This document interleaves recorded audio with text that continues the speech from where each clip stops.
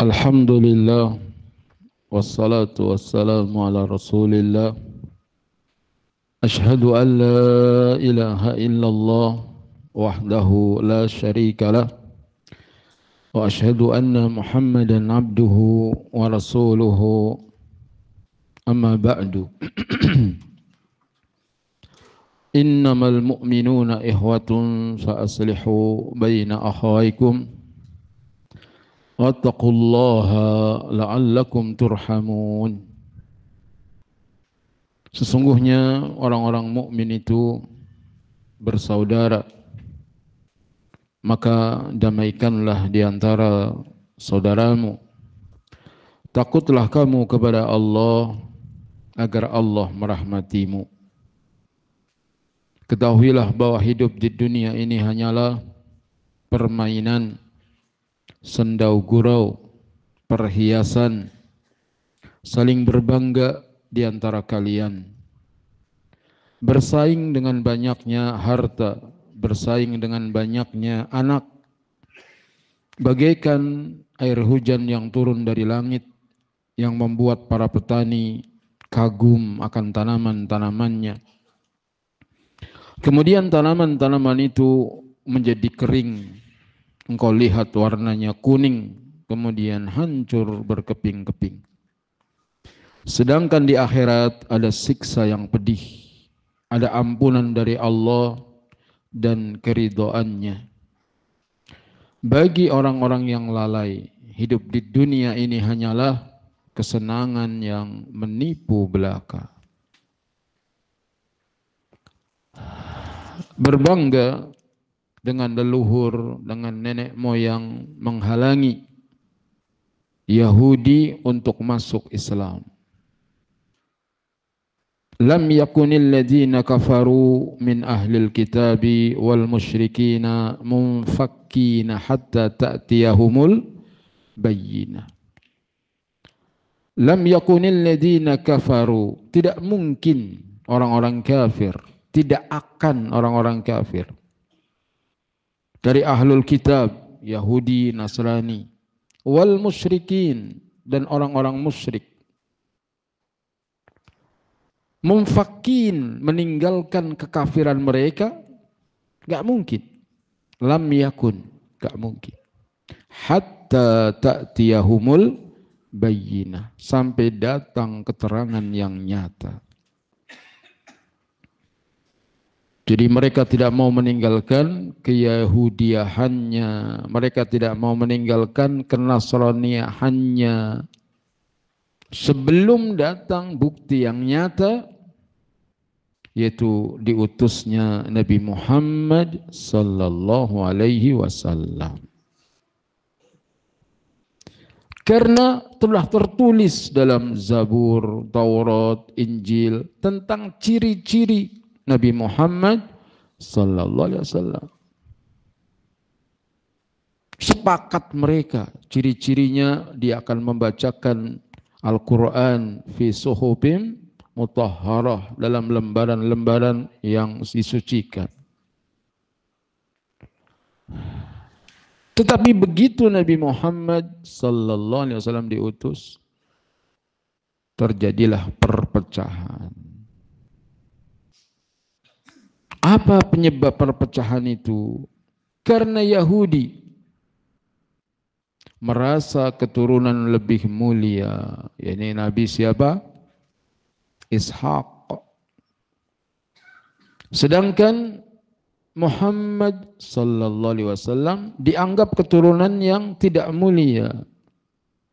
Karena Muhammad keturunan Nabi Ismail.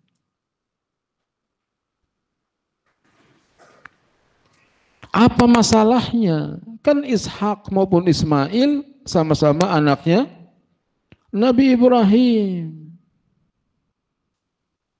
Alasannya karena ibunya yang berbeda. Bapaknya sama tapi ibunya berbeda. Sehingga merasa Yahudi itu keturunan Nabi Ishak. Ibunya Nabi Ishak Sarah, orang merdeka. Sedangkan ibunya Ismail siapa? hajar, budak. Akhirnya karena kesombongan itulah ditutup sebagian besar hati orang Yahudi untuk menerima Islam. Maka kita sesama muslim, janganlah kita membanggakan diri. Ada kalanya kita merasa hebat karena kita alma mater dari mana gitu. Saya lulusan Mesir, saya lulusan Yaman, saya lulusan. Ada nggak yang begitu? Nggak boleh. Sama semua Nabi kita Muhammad sallallahu alaihi wasallam.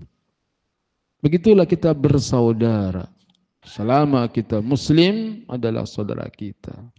Adapun kesempurnaan hanyalah milik Allah Subhanahu wa taala. Setiap kita pasti ada kekurangan, ada kelebihan.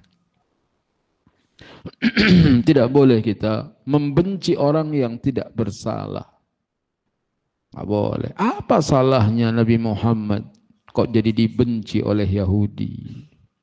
Tidak ada salahnya.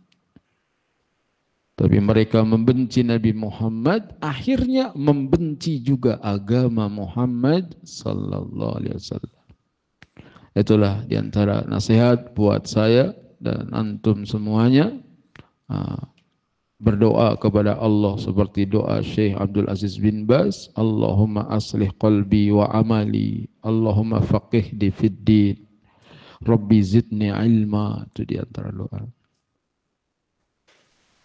Allahumma aslih qalbi wa amali, ya Allah perbaikilah hatiku, perbaikilah amalku. Ya Allah jadikanlah aku paham masalah agama, tambahkan kepadaku ilmu.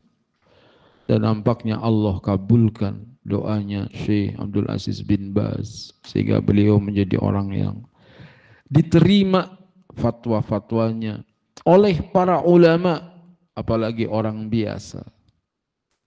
Syekh Sulaiman bin Ibrahim Ruhaili kalau memuji Syekh bin Baz mengatakan, Syekh Abdul Aziz bin Baz seakan fatwanya bisa memindahkan gunung.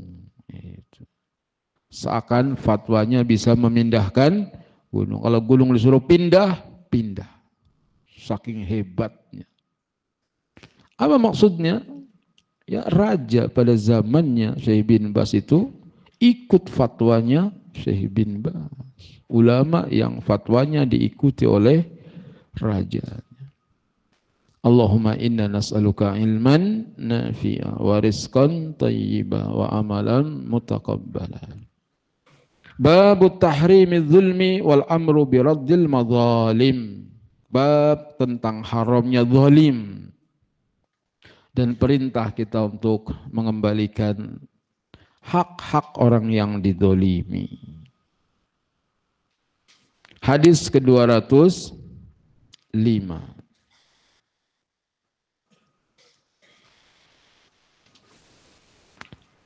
An Ibni Umar radhiyallahu anhuma qala, dari Abdullah bin Umar, semoga Allah meridhai keduanya. Abdullah bin Umar di antara sahabat Nabi yang tidak ikutan ketika terjadi fitnah antara Aisyah dan Ali bin Abi Thalib dalam perang Jamal, enggak ikutan. Juga tidak ikutan ketika terjadi fitnah antara Ali bin Abi Thalib dan Muawiyah bin Abi Sufyan dan Amr bin As, menyingkir. Dan saya baru tahu ketika orang membantah manhaj ini, manhaj salaf, apaan ikut manhaj salaf? Salaf kan sahabat, gimana diikuti? Mereka sendiri perang sesama mereka. Ternyata dari fitnah yang terjadi itu 300 13 orang yang ikut perang Badar, enggak ada satupun yang ikut dalam fitnah kecuali satu orang, kata seorang ahli sejarah. Selain Ali tentunya. Enggak ada. Sebenak zaman terbunuhnya Utsman bin Affan radhiyallahu anhu, itu para sahabat Ahlul Badar di rumah. Diceritakan itu oleh Ibnu Katsir. Mereka tidak keluar dari rumah kecuali ke kuburan. yakni ketika jenazahnya dikuburkan. Mereka menjauh dari fitnah, gak ikut-ikutan. Kalau udah perang antara sesama muslim, menyingkir, menjauh. Nah, salah satunya Abdullah bin Umar, ada riwayatnya ketika ditanya, kenapa kamu tidak ikut pihak yang ini, pihak yang ini? Saya lupa jawabannya. Allah tidak menyuruhku untuk membela si fulan atau si alan, atau seperti yang ia katakan. Abdullah bin Umar radhiyallahu anhuma berkata, kunna natahaddasu an hajjatil wada. Kami bercakap-cakap membicarakan tentang haji wada. Haji wada, haji perpisahan. Karena riwayat yang masyhur, Nabi haji seumur hidup sekali, yaitu di tahun ke-9 Hijriyah atau setelah Fathul Mekah. Ada yang meriwayatkan 2 kali. Ketika masih di Mekah katanya haji sekali, kemudian ketika hijrah ke Madinah haji lagi sekali. Wallahu a'lam. Jadi haji Nabi enggak seperti kita, tiap tahun berangkat haji. Boleh apa tidak? Boleh. Enggak apa-apa.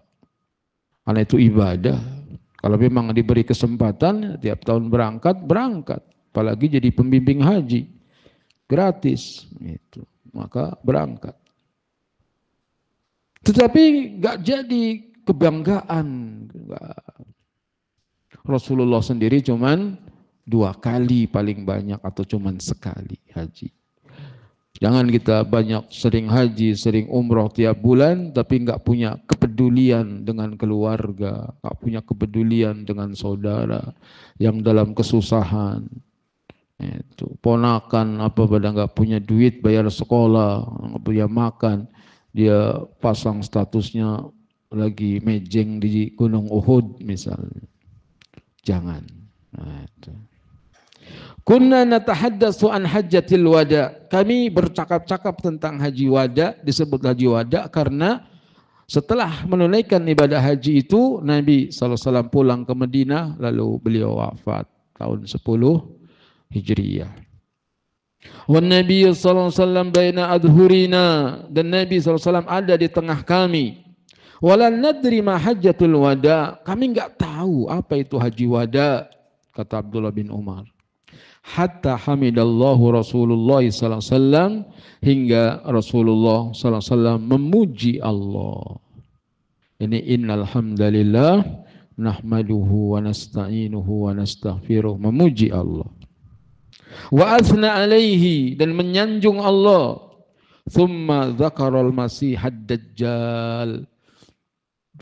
Kemudian beliau pun menyebut-nyebut tentang Al-Masih Ad-Dajjal. Al-Masih yang dihapus. Isa Al-Masih, Isa yang menghapus penyakit. Tidak ada orang yang sakit datang kepada Nabi Isa minta kesembuhan kecuali beliau akan doakan sembuh. Maka disebut Isa Al-Masih. Dajjal Al-Masihid Dajjal, karena Dajjal dihapus matanya sebelah. Itu. Jadi Dajjal buta sebelah matanya. Maka disebut Masihid Dajjal. Thumma dzakarul Masihid Dajjal. Kemudian disebut tentang Al-Masih, yakni mamsuhul ain, matanya dihapus. Fa'atnaba fi dzikrih, dan beliau mendetil dalam menyebutkannya. Cerita Dajjal Nabi SAW dengan mendalam, dengan mendetil. Dan sampai ciri-cirinya Dajjal itu kayak apa, itu Nabi ceritakan. Nanti di Kitabul Manthurat, akhir kitab Riyadhus Shalihin akan diturunkan hadis-hadisnya. Nabi cerita tentang Dajjal, kakinya bengkok, gitu, kayak huruf X. Matanya buta sebelah, di dahinya ada tulisan kafara. Kemudian kalau bisa diserupakan seperti Abdul Uzza atau siapa. Kadang Nabi mengeraskan ceritanya, kadang Nabi memelankan ceritanya. Sehingga sahabat mengira Dajjal ada di kebun kurma. Kok Nabi cerita kadang kenceng, kadang pelan. Sehingga beberapa sahabat ada yang mengendap-endap menuju ke kebun kurma. Mau ngintip kayak apa Dajjal. Kata Nabi, apa yang kalian lakukan? Ya Rasulullah, engkau cerita tentang Dajjal, kadang kau keraskan suaramu, kadang kau pelankan suaramu. Aku kira Dajjal ada di kebun kurma. Maka apa kata Nabi, bukan Dajjal yang aku khawatirkan atas kalian. Kalau Dajjal muncul sekarang, aku yang akan menghadapinya. Tetapi kalau Dajjal nanti muncul dan aku sudah tiada, selamatkan diri kalian masing-masing. Kemudian Nabi memberikan nasihat untuk selamat dari Dajjal, diantaranya menghafal surat Al-Kahfi. 10 ayat pertama, ada riwayat yang lain 10 ayat terakhir. Yang lebih rajih 10 ayat pertama surat Al-Kahfi. Itu sebagai penangkal dari fitnah Dajjal. Yang kedua, kalau mau selamat dari fitnah Dajjal, selalu doa sebelum salam. Allahumma inni a'udzubika min adzabi jahannam wa min adzabil qabri wa min fitnatil mahya wal mamat wa min syarri fitnatil masihid dajjal. Doa terus. Kemudian kalau mau aman lagi, antum pindah, tinggal di Mekah atau di Madinah. Gitu. Cari mertua di sana. Gitu. Tinggal di sana. Karena Dajjal akan memasuki seluruh kota kecuali Mekah dan Madinah. Tiap kali Dajjal mau masuk ke kota Mekah, dihadang oleh malaikat. Tiap kali mau masuk kota Madinah, dihadang oleh malaikat. Gak bisa masuk Dajjal kota Mekah dan Madinah. Sehingga Dajjal berjalan dari kejauhan kota Madinah sambil menunjuk ke Masjid Nabi. Itu istananya Muhammad.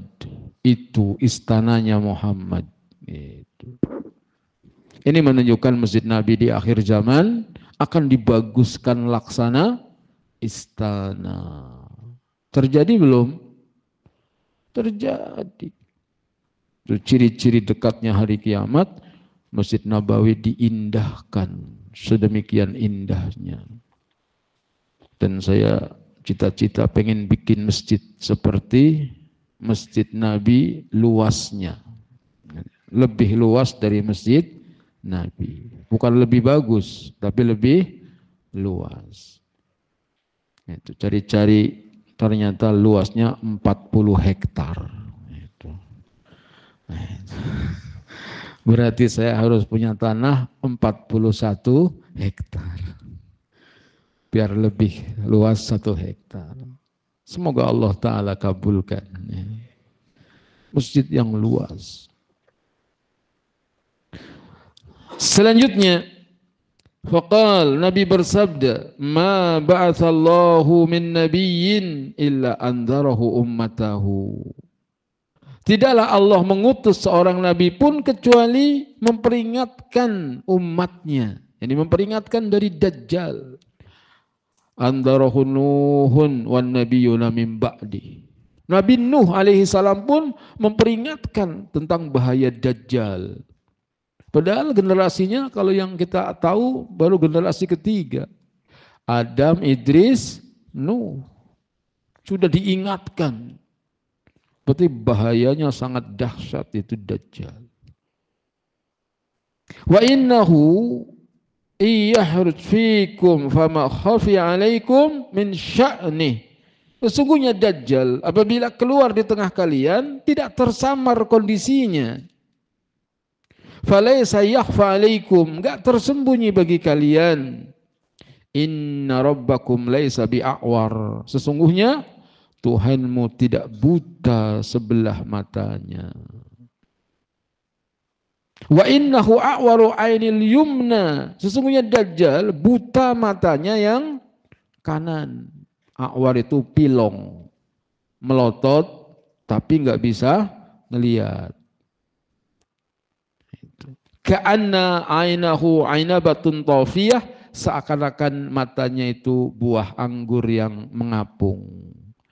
Anggur ditaruh di air mengapung, melotot doang tapi nggak bisa ngelihat, buta.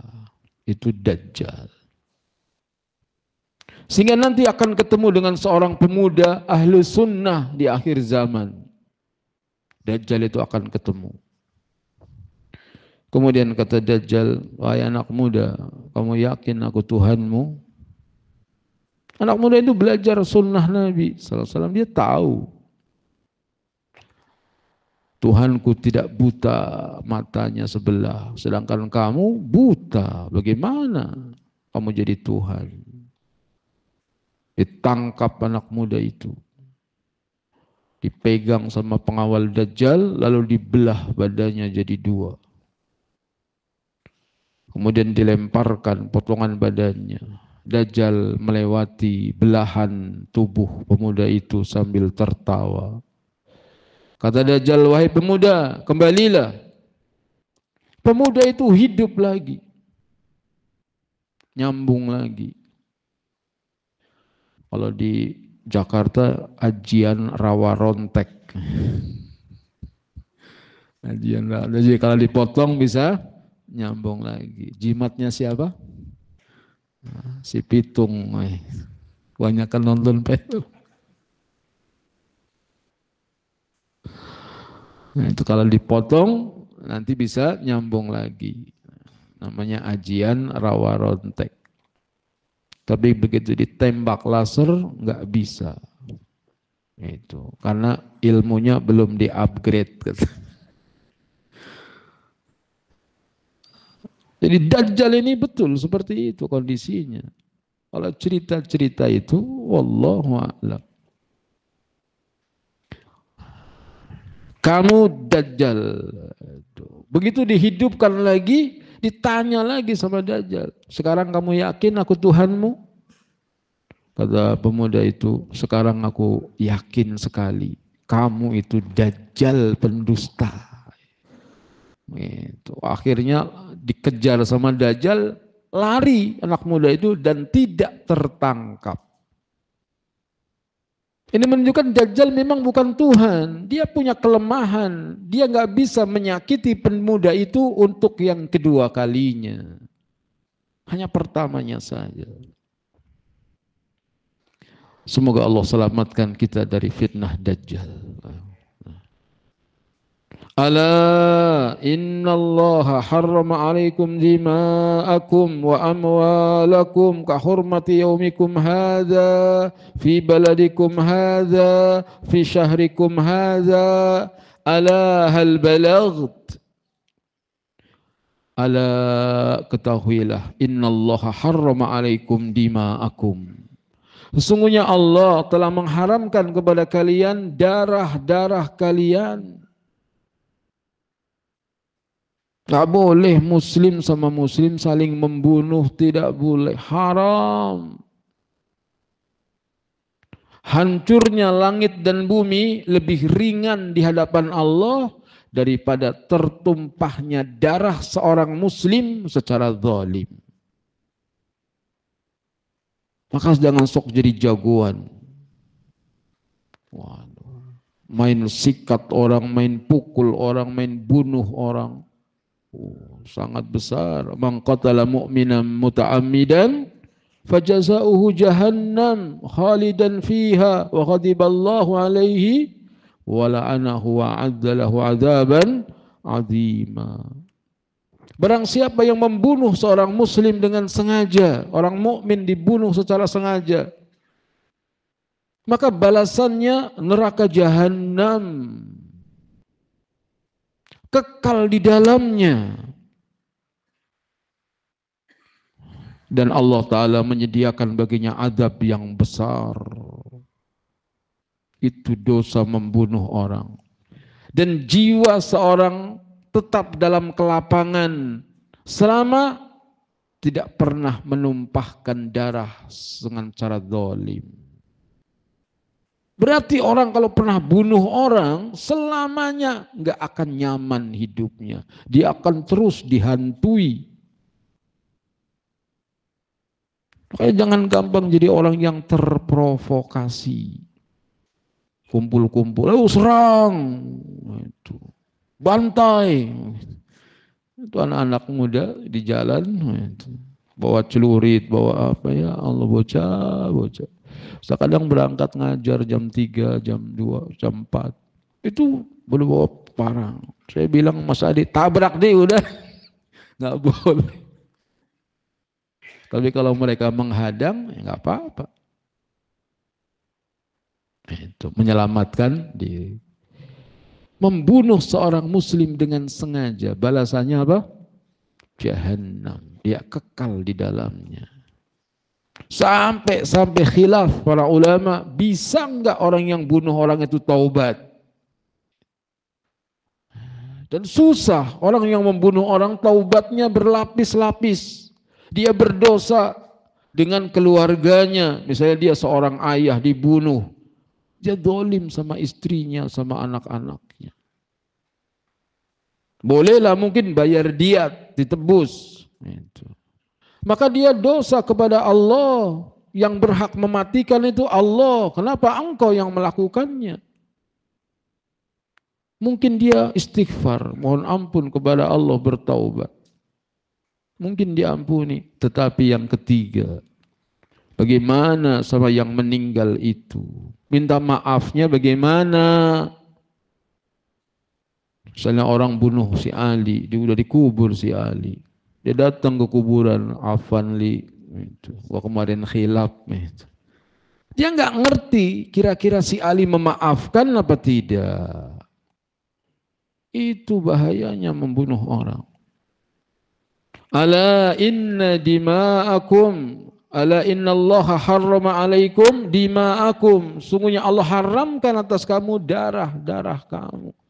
Ini Nabi sudah prediksi nanti akan ada nih pertumpahan darah.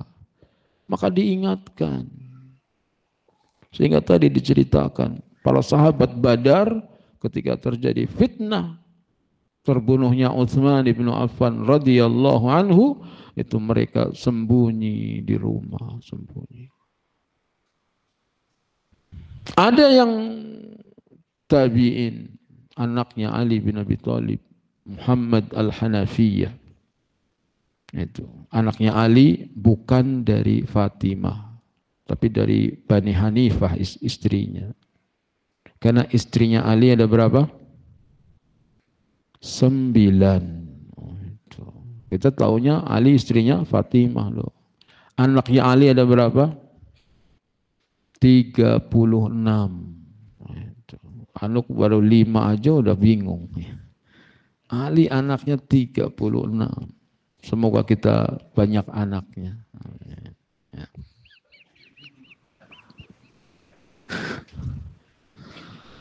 Ali bin Abi Thalib Muhammad al-Hanafiyah itu tinggi besar orangnya. Sehingga pas perang itu dia penggal. Banyak orang Islam dipenggal. Sampai ketika sudah damai terjadi fitnah lagi. Hajjaj bin Yusuf dengan Abdullah bin Zubair. Itu maka Muhammad al-Hanafiyah uzlah, menyingkir. Enggak ikut yang ini, enggak ikut yang ini. Dan Muhammad al-Hanafiyah diikuti oleh 5.000 pengikut. Enggak mau ikutan. Ini ngerinya bunuh orang. Ini kalau membunuhnya secara zalim. Adapun kalau dalam jihad fisabilillah atau untuk mempertahankan nyawa, mempertahankan harta, maka man qutila duna malihi fahuwa syahid. Alhasil nasihat buat kita semua, jangan dekat-dekat dengan darah manusia. Jangan sampai bunuh orang. Kecuali bunuh nggak sengaja. Gitu. Istri gendut tidur di ranjang, suaminya bengek tidur di lantai. Gitu. Pas bangun lilir, istrinya jatuh nimpa suaminya yang bengek. Kemudian meninggal. Itu namanya pembunuhan tidak sengaja. Gitu. Dia tidak berdosa. Gitu. Wa amwalakum, dan harta kamu. Haram, Allah haramkan harta kamu. Enggak boleh kita makan harta orang secara zalim. Salah satunya ngutang tidak bayar. Itu salah satu. Makan harta orang secara zalim ketika dia ngutang tapi enggak mau bayar. Atau jual beli dengan cara menipu.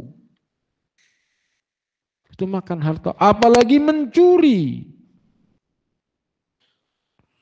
Tidak boleh. Haram hukumnya harta seseorang. Maka kalau mau kita jual beli. Kalau ngutang ya harus dibayar. Paling selamatnya gadai. Rasulullah SAW meninggal dunia, baju besinya tergadaikan pada seorang Yahudi. Kalau gadai kita nggak sanggup bayar, nggak apa-apa. Karena barang gadaiannya itu sebagai bayarannya.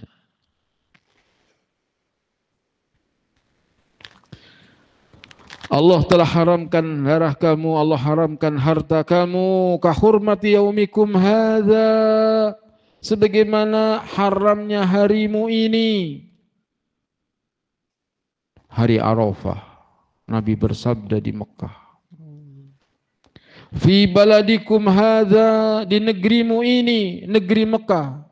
Fi syahrikum hadza, di bulanmu ini, bulan Dzulhijjah.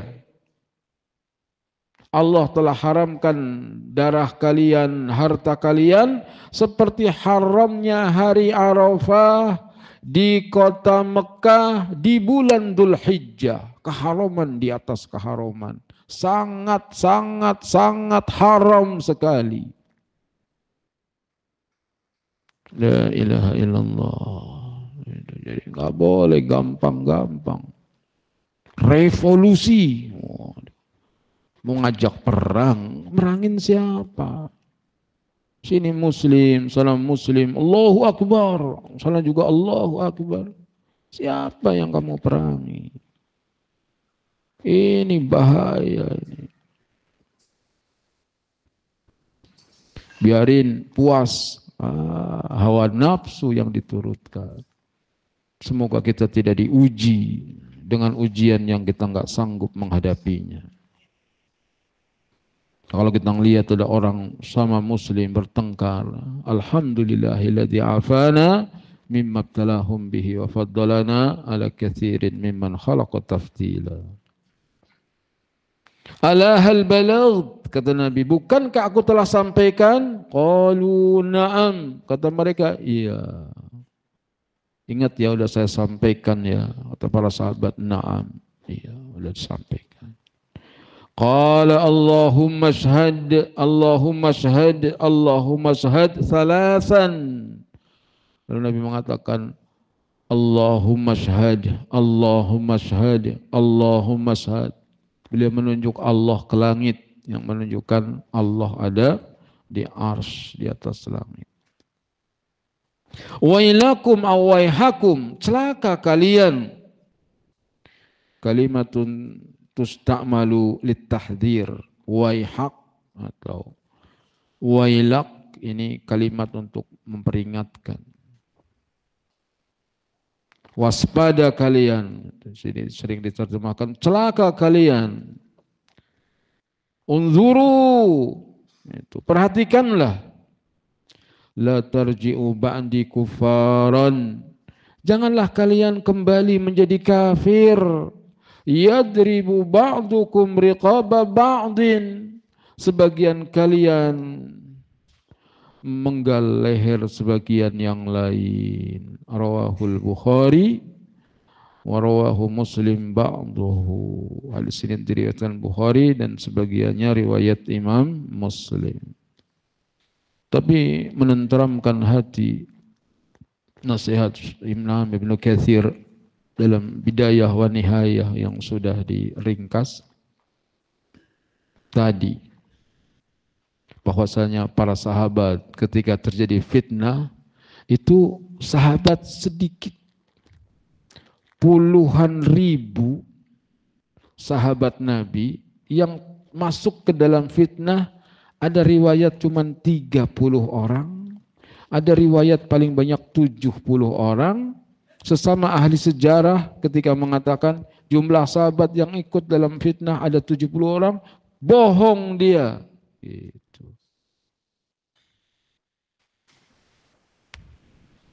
Rabbana ighfir lana wal ikhwanina alladhina sabaquna bil iman wa la taj'al fi qulubina ghillan lil ladzina amanu rabbana innaka raufur rahim.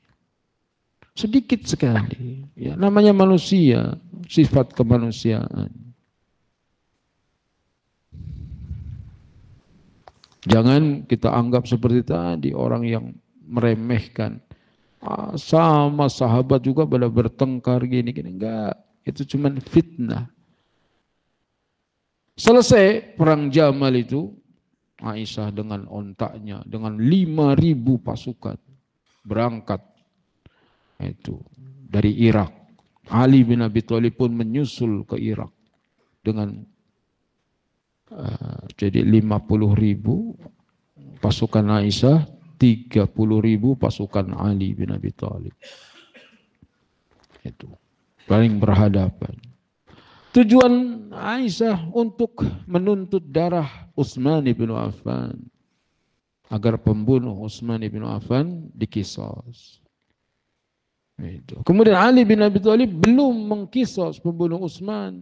Kalau mereka bergabung susah dicari orang yang akan menimbulkan fitnah atau alasan yang lain. Belum ditunaikan. Akhirnya tujuannya ketemu dengan Aisyah, utusan Ali. Apa tujuannya ke sini? Cari perdamaian. Ali bin Abi Thalib pun tujuannya cari perdamaian. Semuanya pengen berdamai. Tetapi provokatornya itu, para pembunuh Utsman itu dia yang kalau misalnya terjadi perdamaian nanti dia dikisos, mati dia. Daripada takut mati mereka bikin kisruh biar dia nggak ketangkap. Memprovokatori di sini. Itulah bahayanya para provokator. Terjadilah perang. Aisyah radhiyallahu di atas ontaknya, di atas sekedup. Itu. Dipanah. Itu sekedupnya seperti landak.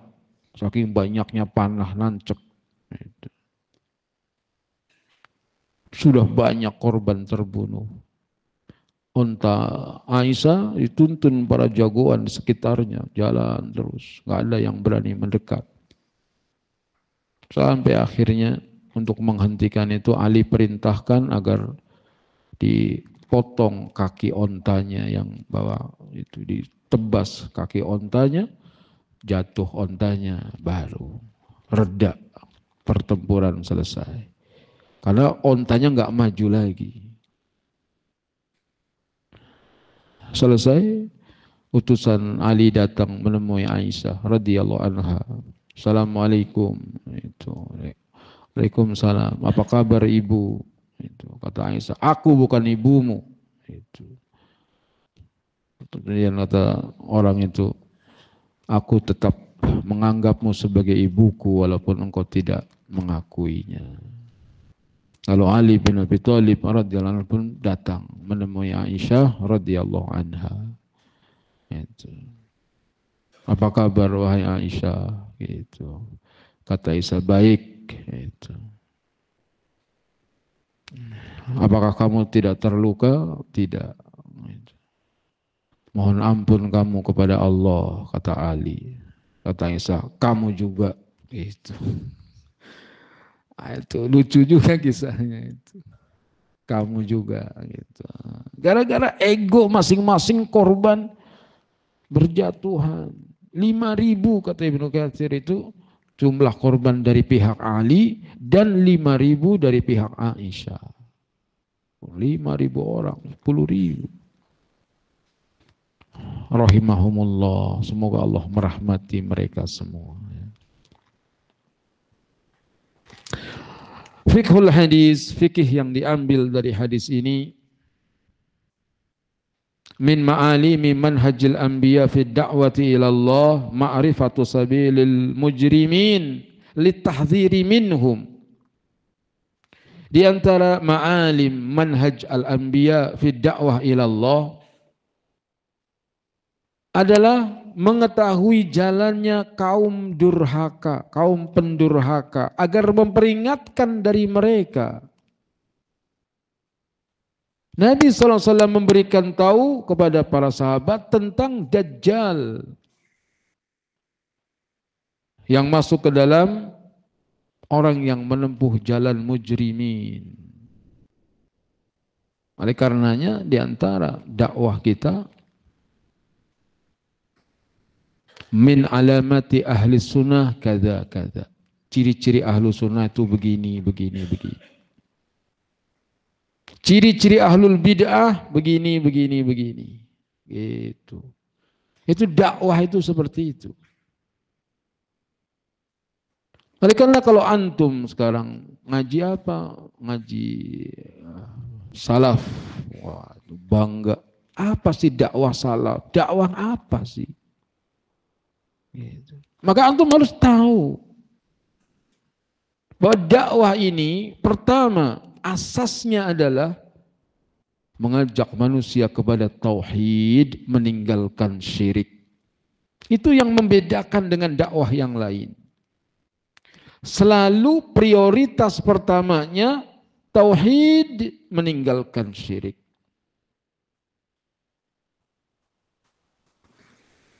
Kemudian yang kedua,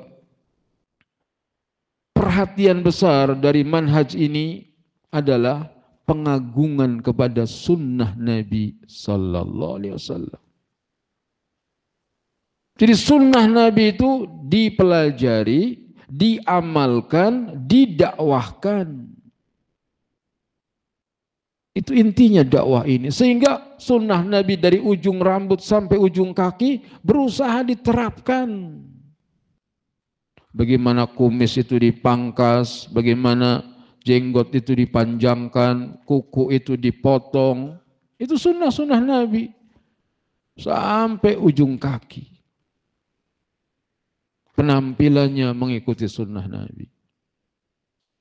Kemudian yang ketiga, perhatian terhadap tazkiyatun nufus, pembersihan jiwa. Mengingatkan manusia jangan rakus dengan dunia. Maka di antara kitab yang diajarkan Riyadhus Shalihin ini, yang termasuk ke dalam kelompok kitab Raqaiq, kitab yang melembutkan hati. Dan luar biasa. Saya melihat dampaknya itu luar biasa. Ada orang yang punya duit, kaya, tapi suruh renovasi rumah, enggak deh. Kenapa? Takut pertanggungjawabannya nanti hari kiamat. Enggak mau bermegah, enggak mau bermewah. Bagaimana kita mau bermegah dan bermewah dengan rumah misalnya? Sedangkan Nabi tahajud, mau sujud, singkirkan kaki Aisyah. Nabi diri, selonjorkan lagi kaki Aisyah. Saking sempitnya kamar waktu itu. Begitu gambaran rumah Nabi. Waktu rumah kita, alhamdulillah bisa buat main bola anak kita. Saking lebarnya. Apa dikira nggak ada hisabnya? Ada hisabnya. Satu, perhatian kepada tauhid, meninggalkan syirik. Yang kedua, perhatian untuk menghidupkan sunnah, meninggalkan bid'ah. Lalu bagaimana ngaku manhaj salaf tetapi bermesraan dengan ahlul bid'ah, ikut dalam acara bid'ah, dipertanyakan. Kemudian hidupnya dalam kemewahan, maka yang seperti itu bukan ciri manhaj salaf. Ada memang ulama-ulama yang hidup dalam kemewahan, dalam kekayaan. Tetapi bukan itu suri tauladan kita. Laqad kana lakum fi Rasulillah uswatun hasanah. Rasulullah tetap jadi barometernya. Sehingga min ma'alimi manhajil anbiya fi da'wati ila Allah ma'rifatu sabilil mujrimin litahdhiri minhum. Ini manhaj salaf begini. Kemudian manhaj yang lain tidak punya perhatian besar kepada tauhid. Udah masuk ya? Ayo adzan, keenakan cerita.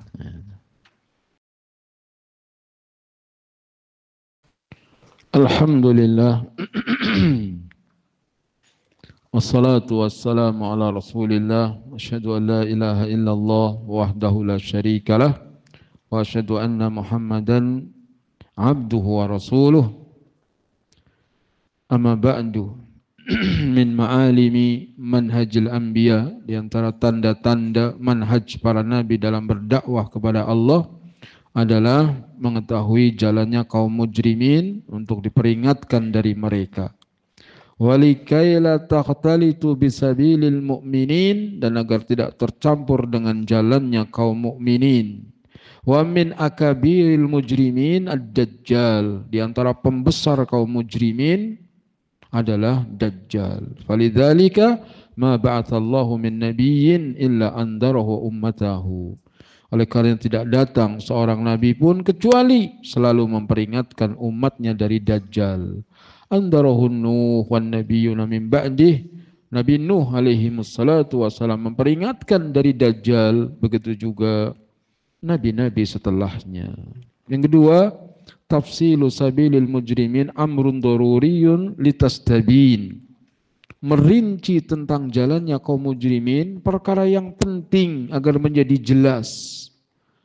Walihada qala Allah Ta'ala, oleh karena Allah Ta'ala berfirman, wa kadzalika nufassilul ayati walitastabina sabilil mujrimin. Demikianlah kami merinci ayat-ayat agar menjadi jelas jalannya kaum mujrimin. Kita tahu jalannya orang sesat bukan untuk mengikutinya. Kita tahu jalannya orang sesat agar kita bisa menjauhinya. Orang yang nggak tahu jalan kesesatan, maka dia akan terjatuh ke dalam jalan kesesatan. Ciri-ciri dakwah yang menyimpang adalah sebaliknya dari dakwah manhaj salaf. Tidak punya perhatian masalah tauhid, tidak punya perhatian masalah sunnah, dan menjauhi bid'ah, tidak punya perhatian tentang tazkiyatun nufus. Itu di antara ciri-ciri dakwah yang menyimpang. Karena dakwahnya semua nabi itu tauhid. Walaqad ba'atsna fi kulli ummatir rasulan an i'budullaha wajtanibut taghut. Dan sungguh telah kami utus pada setiap umat seorang rasul mengajak manusia untuk beribadah kepada Allah saja dan menjauhi taghut. Pelajaran yang ketiga, al-hadru minal fitani bi ma'rifati sifati ahliha wa maslakihim. Hati-hati dari fitnah, yaitu dengan cara mengetahui sifat-sifat ahlul fitnah dan jalan-jalan ahlul fitnah. Pelajaran yang lain, safaqati Rasul sallallahu alaihi wasallam ala ummatihi bitahdhirihi laha minal wuqu'i fidh dhulmi wal fitani. Belas kasihan Rasul sallallahu alaihi wasallam kepada umatnya, yaitu dengan cara memperingatkan umatnya agar tidak terjatuh ke dalam kedzaliman, agar tidak terjatuh dalam fitnah. Apa peringatan Nabi? La tarji'u ba'di kufaran yadribu ba'dukum riqaba ba'din. Maka kadang kita berjuang. Harus terus diingatkan, hati-hati. Jangan suka bertengkar, jangan suka berselisih. Kita ini bersaudara gitu. Karena apa? Setan nggak pernah ridho kalau umat Islam bersatu. Setan nggak pernah ridho kalau kita dalam dakwah itu aman-aman saja. Pasti setan akan membuat celah. Pasti setan akan membuat rencana untuk mengganggu dakwah kita, perjuangan kita. Maka berjuang terus. Nasihat yang penting untuk disampaikan, katanya Imam Ahmad ditanya, sampai kapan ibadah? Gitu. Sampai kapan? Iya. Sampai kakiku menginjakkan di surga, sampai aku menginjakkan kakiku di surga. Gitu. Jadi kita ini berjuang terus, ibadah terus. Sampai kapan? Sampai di surga. Lalu diingatkan, wahai orang kaya, wahai orang yang bernikmat-nikmat dengan dunia. Ingat, ini negeri perjuangan, bukan negeri pembalasan. Kita tergesa-gesa menikmati hasil perjuangan di dunia. Jangan, ini negeri dunia ini bukan negeri pembalasan. Tapi ini negeri perjuangan. Saatnya kita berjuang. Punya tenaga, gunakan tenaga untuk berjuang. Punya ilmu, gunakan ilmunya untuk berjuang. Punya harta, gunakan hartanya untuk berjuang. Karena ini adalah waktunya berjuang. Kata Ali bin Abi Thalib, fa innal yauma amalun wala hisab wa ghadan hisabun wala amal. Sekarang ini saatnya kita beramal, belum dihisab. Besok di akhirat kita akan dihisab dan enggak bisa lagi beramal. Wassallallahu ala nabiyina Muhammadin wa ala alihi wa sahbihi ajma'in.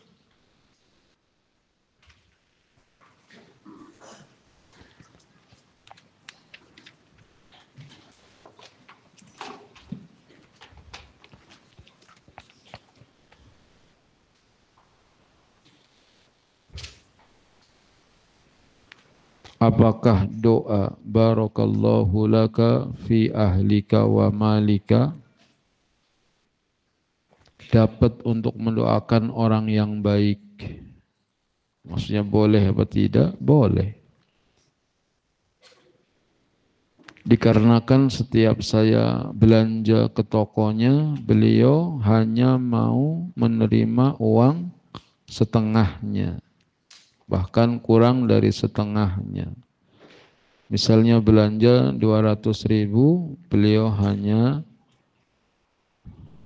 menerima uang dari saya 100.000 atau 50.000. Boleh, doakan orang dermawan agar Allah memberkahinya, keluarganya dan hartanya. Dan alhamdulillah ada orang-orang yang seperti itu. Dia dagang, dia kaya. Ada orang yang belanja, kasih. Bayarannya pas. Lebih dikembalikan. Itu.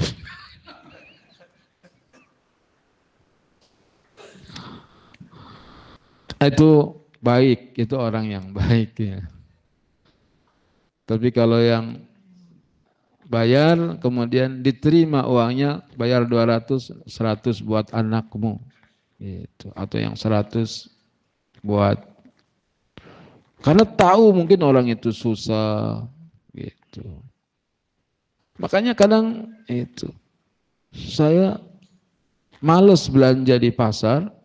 Saya pernah ke Keranggan, pasar Keranggan, beli tikar, beli apa, mau dibayar nggak mau, udah Pak Ustadz udah. Ya Allah, tahu begini mah ngambil yang banyak.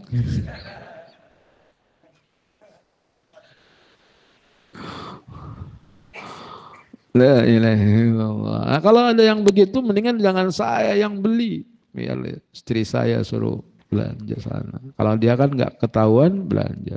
Kalau yang tahu kadang seperti ini. Itu. Dan kalau ada orang baik seperti ini jangan dimanfaatin. Kadang-kadang kita ngelihat ada orang baik kesempatan nih. Jangan. Tangan yang di atas lebih baik daripada tangan yang di bawah. Gitu. Jadi tangan yang memberi itu lebih baik daripada tangan yang menerima. Dan kebahagiaan itu pada saat kita bisa memberi. Gitu. Bukan pada saat kita menerima. Ya kita dapat, alhamdulillah, senang juga. Tapi lebih bahagia, lebih tenang kalau kita sudah bisa memberi. Doakan orang-orang yang baik agar Allah memberkahi umurnya, hartanya, keluarganya, dan semoga kita semua yang hadir juga diberkahi. Amin. Subhanakallahumma bihamdika asyhadu an la ilaha illa anta astaghfiruka wa atubu ilaik. Wassalamualaikum warahmatullahi wabarakatuh.